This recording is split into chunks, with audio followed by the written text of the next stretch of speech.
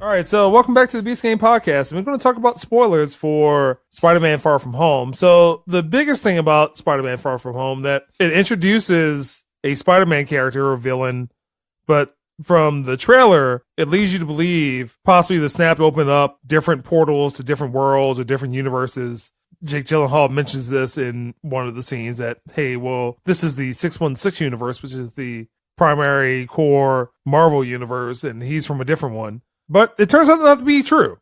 Or is it true? The whole aspect about Mysterio being a Stark employee, a disgruntled Stark employee, and trying to get a hold of Edith with his Tony Stark's glasses from Avengers. See, I'm glad you brought that up first, because that was my main problem with this movie. This is the only thing that prevented me from giving it an 8, because the formula that I'm seeing with Spider-Man movies is that basically he's cleaned up anything Tony Stark has done to other people. In the first movie, it was the Vulture, and they were the cleanup crew for Tony Stark from the Battle of New York. This one, he's basically cleaning up something from his barf technology. He didn't steal, but it was based, I guess, him He renamed it, and he renamed it, and Mysterio was pissed off about it. So to me, it's like, is this what Spider-Man's going to be? Basically cleaning up the sins of Tony Stark? To me, it's not a very good character development. He needs to branch out on his own. I understood the first one. I understood why that happened. This one, they could have did something different. I mean, not saying it was bad, but just like, it seemed like they're going to continue to go with this pattern. So the next movie is going to be another good disgruntled Stark employee, and they're going to go after Peter because he has some type of ties to Tony Stark, which I dislike. I think they need to branch off from this and create Spider-Man as his own individual character instead of playing cleanup man. How would they tie it to the Marvel Universe? The way it is that Spider-Man movies are tied somehow to MCU outside of Tony Stark. How would they tie it to the Marvel Universe? But you just answered your own question. Easy. He has a whole plethora of villains. They don't have to do anything with Tony Stark at all. I'm just saying that all the villains so far has some type of ties to Tony Stark. I didn't answer my own question. I have no idea. That's why I'm asking. Well, no. So take it fit, because Mysterio, Mike, correct me, or you guys correct me, but Mysterio was like a special effects guy or something like that? I mean, he was special effects, stuntman, all this other stuff. Yeah, so his thing was holograms and special effects. No, I'm not saying it doesn't fit. I'm just saying that they should kind of branch off from that. Well, he could have been a rival or something, and they had to mention Tony as in Tony doing him dirty. I see something like that. Okay, I got you. No, I see that, but I think the question would be then is, how would he be a rival with a high school kid? Because you got to tie it in, like Peter's in high school. Oh, so no, I'm talking about rival to Tony Stark. Well, yeah, not the Well, Peter. no, but I think the whole thing would be that you would have had to introduce him early for that, and then it's also, he's primarily a Spider-Man character, so why would he show up with an Iron Man movie? See what I'm saying? No. I'm misunderstanding what you're saying. Yeah. So what I'm saying is, okay, like for example, the what was it, that god awful? Oh, not Spider-Man, Iron Man 3. Right. Like the dude that had the extremist technology or whatever. Yeah. Like you didn't know about him until that movie. So, I mean, pretty much every Iron Man movie. So you saying they could have introduced Jake Gyllenhaal before? Like, maybe even had him show up in Civil War? No. He's talking about how the fact that pretty much every Iron Man villain just wants the Stark technology. And then this one kind of continues on with him wanting the Stark technology. Exactly. And the thing is, you didn't have to introduce Jake Gyllenhaal or Mysterio before. You didn't have to do that at all. But what I'm saying is that it doesn't have to be a direct tie to Tony Stark. It could have been like, hey, like this is somewhat of a tie, but not directly. Like it was a straight up interaction. I had this technology out. Stark came out with this barf thing, and I felt that he stole my idea. Something like that. Not saying, oh, we work together and he fired. I'm a bitter former employee, so therefore I'm going to use this technology against the world. And then the only reason why I'm using it is because that's the only way people will listen to me, because they only listen to superheroes. Could have been done way better. That's just my opinion. That's the only thing that I didn't like. They set him up, like in Homecoming, they had Shocker, all these other villains that was actually in the movie, right? They could have had something with them instead of Mysterio. I mean, it still would have tied into Tony Stark. Like I said, all of his villains right now are tied into Tony Stark. Every single one. Like, even Shocker, he's tied into Tony Stark because he worked for Vulture. He was part of the cleanup crew. So everyone is just tied into Tony Stark, which, I mean, I get it. He's the face of the Marvel Cinematic Universe, but Jesus, man, back away from it. Like, just back away from it. I think part of the problem was Tony's the one who introduced Spider-Man to the MCU, essentially. Right. And so then they carried that on to Homecoming. And I see what you're saying about this because it does start to wear out. Here's the only thing that I would say to that, though. And the only reason why I think they did it this way for this movie is because it still ties into phase, well, I guess you want to call 1, even though it's technically, I guess, phase 4 at this point. Because it's all part of that, I think they tied it to Tony. And this, I think, to me, this is the nail in the coffin on the whole Tony Stark thing. I think after this, because of what Happy ended up saying to Peter on the plane about Tony left everything to you because he knew you do everything with it and blah, blah, blah. My question would be, and I guess what I'd be anticipating to see is, where does Spider-Man go from here? And where does Marvel go from here? Because to me now, like I said, after Endgame, you touched on Tony Stark's gone, the world's mourning, he's got memorials everywhere. Peter's like, I see his face and blah, blah, blah. But according to Feige, this is it for this phase. So to me, this is the nail in the coffin. He's officially buried. He ain't coming back. It's a wrap. So from now on, we shouldn't be getting a bunch of Tony Stark references moving forward. And if they do that, then I think that's why this played out the way it did. If they start keeping on with the Tony Stark thing, then you're absolutely right, Jay. They're just literally beating a dead horse now. You got to sever the ties, man. You got to cut the cord. I mean, I understand that he was pivotal in the cinematic universe. I get it. I understand it. It makes 100% sense for him to be mentioned, but it was just too much for my taste. That's the only issue that I had. And Mysterio was done very well. So curious on how they was going to do this. Like, was he really a hero from a different multiverse? It had me invested because I just wanted to know what and how they were going to do this. So that was well done. And Jake Gyllenhaal, he's a great actor. I was actually like, man, I like Mysterio. Mysterio's kind of cool. Next thing you know, damn. All right. I mean, I'm kind of glad they did that, but it was like, well, he suckered me in too because of his acting. I was like, oh shit. Okay. Well, I mean, it's like I knew it was going to happen, but then part of me was like, nah, man. I mean, he sounds like he's a really good guy. You know what I'm saying? Like, shit, I feel like I got manipulated in the film. But and then also the effects between when they were fighting one another, like in the illusions, that was well done. Yeah, that was very well done. It kind of reminded me of like Scarecrow in the Arkham video games. I was very impressed by that. I was like, okay, is this real? This not real? And I mean, to the point they did it so well that even. Like Peter, of course, he was just like, oh, are you real? Are you like, what's this? But then another issue I had, they cleaned it up afterwards. Where the fuck is his spider sense, man? Where is it? I mean, he should be able to determine what's real and what's fake from his spider sense. I mean, he did eventually hone it around the end. Okay, I was like, all right, finally. So I had to remember that he's still kind of brand new into his powers. So I guess that explains that. But, you know, during the whole time when he was just getting destroyed by Mysterio with these illusions, I was just like, your spice senses are tingling. What's going on here? You don't sense any of this shit? Or they call it, what, the Peter Tingle or whatever the fuck it's called? What they call it in the movie? Peter Tingle. Yeah.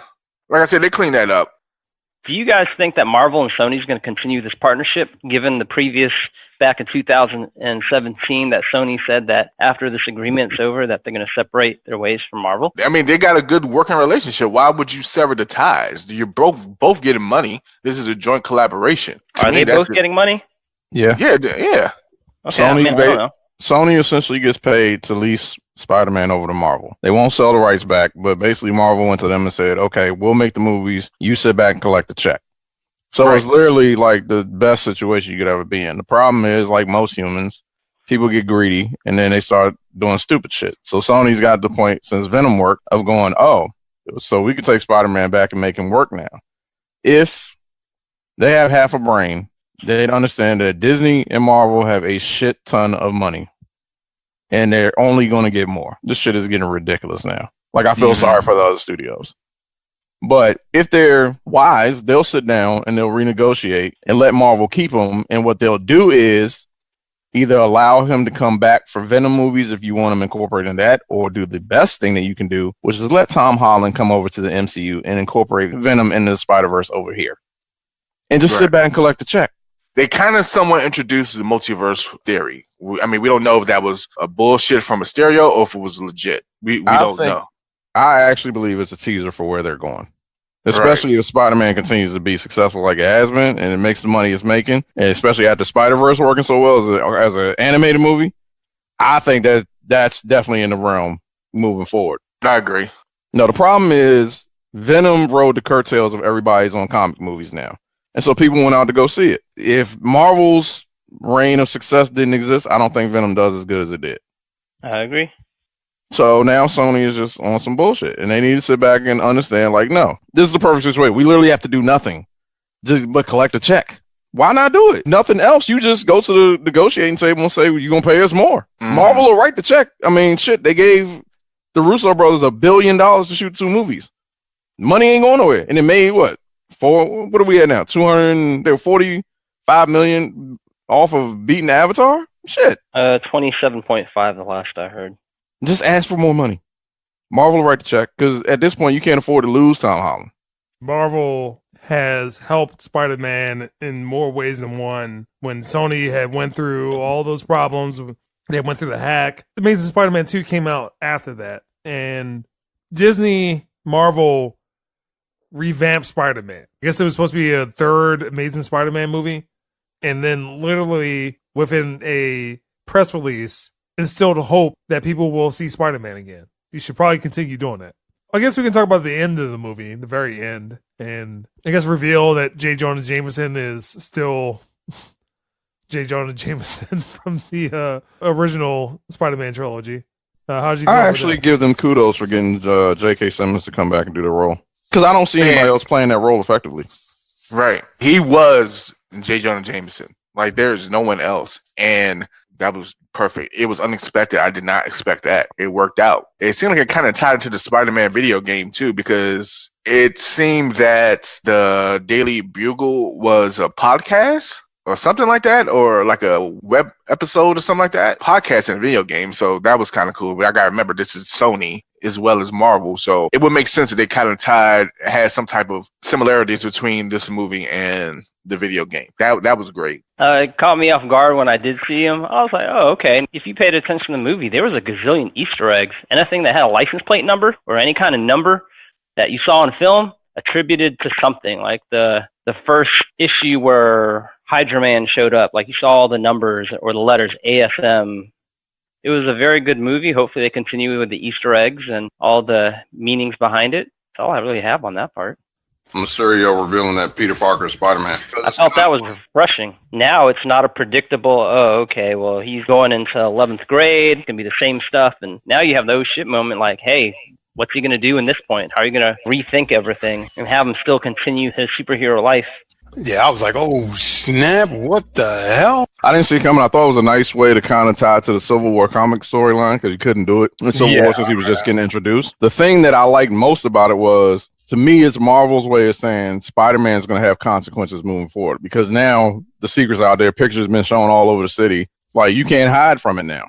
Literally everybody you care about is in danger. And to me, it was a good setup because it made me think back to Homecoming at the post-credit scene when the Vulture guy asked, dude said, yeah, I heard you know who Spider-Man is, and he goes to school with your daughter. And he said, no, I don't know who he is because if he was, I'd have killed him. That's a lie now. What are the ramifications of him lying that? And then what happens? Because now, to me, if all of them team up, and then does that end up building up and leading up to the Sinister Six at some point? At some point, Peter's going to get out of high school, and stuff's going to get more real as time goes on. It's definitely got real now that everybody knows this dude is Spider-Man. And the other big question I have, and that I'm still wondering is Mysterio really dead, or was that just another illusion? And he's actually alive and got away or something? Because that's one problem that Marvel always had is that they kill off their villains too quick. He's alive. And kill off the good villains. Oh, they killed the good villains, you mean? Yeah. So I'm hoping they keep him around. But for some reason, I still think he's alive for the simple fact, well, when he put on the glasses to Edith, and he was like, are there any illusions or something like that? She was like, no illusions are around, some shit like that. Maybe he just faked like he was dead. The simplest illusion is just acting. If you think about it, he could have just been acting like he was dead. It's not he checked his vitals. Right. He could have just been faking. I mean, because you gotta remember, like, Mysterio is a master manipulator, a master illusionist. The best way to trick somebody is to fake something that looks real. So he could have just been acting as a or how they say playing possum. So maybe he was playing possum or some shit. He was a pretty decent villain, one of the best so far. Spider-Man's always had really strong villains. Even the Amazing Spider-Man, the villains weren't that. No, Jamie Foxx in that comb over, dude. Well, yeah, okay. The villain, Electro, is actually a good villain, but the portrayal was horrible. That was bad, man. I didn't see Captain Marvel because I just didn't really care to see Captain Marvel. The second end credit scene with the Skrulls. So what exactly does that mean? So in Captain Marvel, she goes off to take the Skrulls to find someplace to live and get away from the Kree. The guy that you saw and the girl, they're married. That's Talos, and I forgot the girl's name. Anyway, that's his wife. It's because Nick Fury knew who they were by the end of Captain Marvel and all that. So essentially what it means is somewhere along the line between Captain Marvel and, what did that take place, 91 or 92, something like that? Right. Up till now, which according to the timeline, Spider-Man's like 2023. So at some point between that timeline, Nick Fury started working with the Skrulls. And essentially, the biggest question now is, okay, he's in space. And apparently he's been in space this whole time that Spider-Man's occurring, at least. Because the director did come out and confirm that he was at Tony Stark's funeral. So that was him. So after the funeral, clearly he left for space. Talos and his wife, they played Maria Hill and Nick Fury. The biggest question now is how many more Skrulls exist down on Earth and they're playing other people, and then what are he doing in space with a Skrull crew, which it looks like he's developing a station, which is probably Storm, which stood for something, but I forget what. And I think it's also Marvel's way of nodding to what Feige already said before, which is the next phase. Sword. Yeah, that's right. My bad. Matt got it right. I think it's a nod to Feige saying the next phase will primarily be cosmic.